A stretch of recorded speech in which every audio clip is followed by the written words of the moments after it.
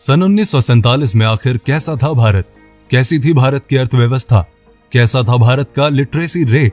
भारत को आजाद हुए 73 साल बीत चुके हैं और अब तो भारत बिल्कुल बदल चुका है। लेकिन क्या आप जानते हैं कि 73 साल पहले यानी सन 1947 में हमारा देश भारत कैसा था?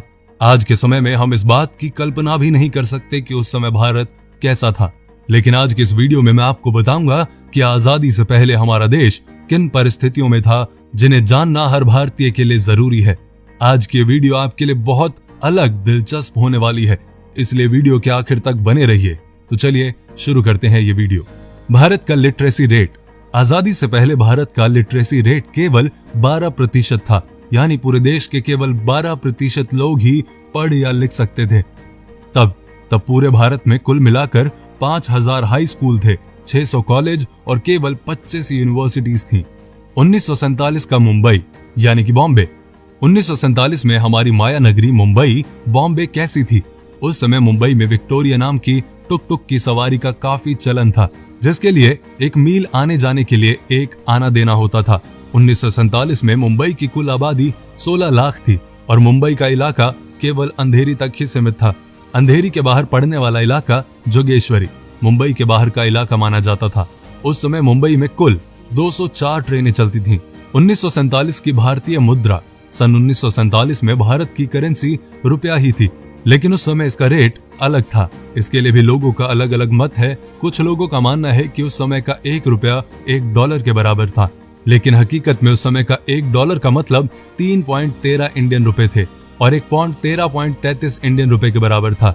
मतलब 1 रुपया भी इतना ज्यादा होता था कि सारी जरूरतें केवल चिल्लर में भी पूरी हो जाती थी।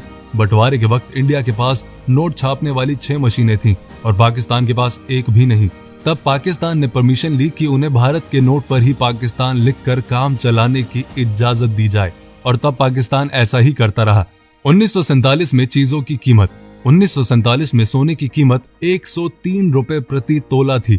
आपकी जानकारी के लिए बता दूं कि सोने की ये कीमत विश्व युद्ध के बाद बढ़ा दी गई थी। विश्व युद्ध से पहले सोने की कीमत केवल 39 रुपए थी।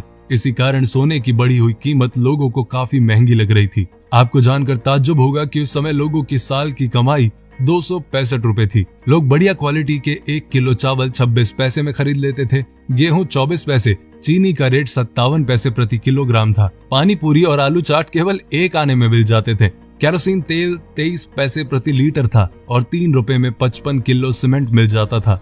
1947 की भारतीय रेलवे। भारत में पहली बार जो ट्रेन चली वो 20 डब्बों वाली ट्रेन थी, जिसके अंदर 3 इंजन लगाए गए थे। ये ट्रेन 16 अप्रैल 1853 के दिन मुंबई के बोरी बंदर से ठाणे के बीच का सफर तय करती थी। ये ट्रेन 33 किलोमीटर का सफर 75 मिनट में तय करती थी। फिर कुछ समय के बाद रेलवे व्यवस्था में धीरे धीरे काफी सुधार किए गए और पूरे भारतवर्ष के लिए रेलवे लाइन बिछाई गई। उस समय जब अंग्रेज भारत से चले गए तब पूरे भारत की रेलवे लाइन 65,185 किलोमीटर लंबी थी, जिसमें पाकिस्तान और बांग्लादेश भी शामिल थे। और तब पूरे देश भर में ट्रेन में सफर करने के लिए पाई से कुछ आना तक का किराया चुकाना पड़ता था। उस समय देश की रेलवे व्यवस्था देसी रजवाड़ों और प्राइवेट कंपनीज के हाथों में थी, लेकिन आजादी के तुरंत बाद इसे भारत सरकार ने अपने हाथों में ले लिया था। 1947 की भारतीय मोटर गाड़ी। सन 1947 की गाड़ियों की बात करें तो उस समय तक भारत में हिंदुस्तान मोटर्स और महिंद्रा एंड महिंद्रा कंपनी की गाड़ियों ने दौड़ना शुरू कर दिया था। आपको जानकर हैरानी होगी कि उस समय पेट्रोल की कीमत मात्र 41 पैसे प्रति लीटर थी।